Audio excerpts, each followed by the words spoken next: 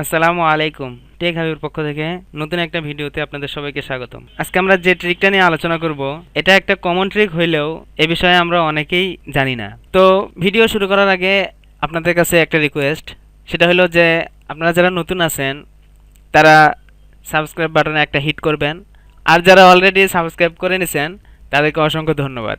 তো চলুন ভিডিওটি শুরু করা যাক।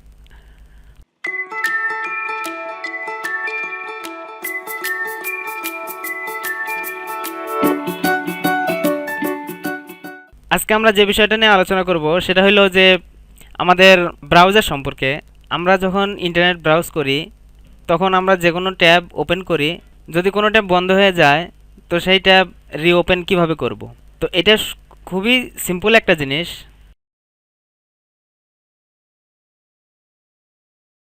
তারপরেও আমরা অনেকে এই জিনিসটা জানি না। সেটা হলো যে আমি যদি এখন এই যে আমার ইমেজ এর ব্যাকগ্রাউন্ড রিমুভার যে সাইটটা আছে, এই সাইটটা যদি আমি এখন ক্লোজ করে দেই, তো আমি এটাকে কিভাবে ওপেন করব। তারপরে আমি আমার জিমেইলের ইনবক্সের যে সাইটটা আছে এই সাইটটাও ক্লোজ করে দিলাম।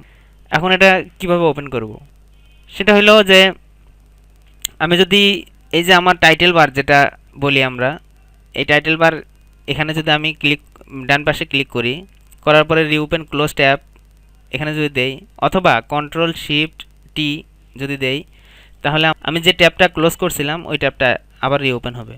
এরপরে যদি আমি আবার দেই রিওপেন ক্লোজ ট্যাব, তাহলে আমার আরেকটা, এই যে আমি এটা বন্ধ করছিলাম। ঠিক আছে, তো ভিডিওটি যদি ভালো লাগে লাইক এবং শেয়ার করতে ভুলবেন না। তো ভিডিওটি যদি ভালো লাগে তাহলে এই ভিডিওটি শেয়ার এবং লাইক করে অন্যকে জানার সুযোগ করে দিন, যেহেতু এই জিনিসটি অনেক কমন হওয়ার পরেও এই জিনিসটি অনেকেই জানে না। সো আজকের ভিডিও এই পর্যন্তই। আগামী ভিডিওর জন্য সবাইকে আমন্ত্রণ জানানো হইল। আল্লাহ হাফেজ।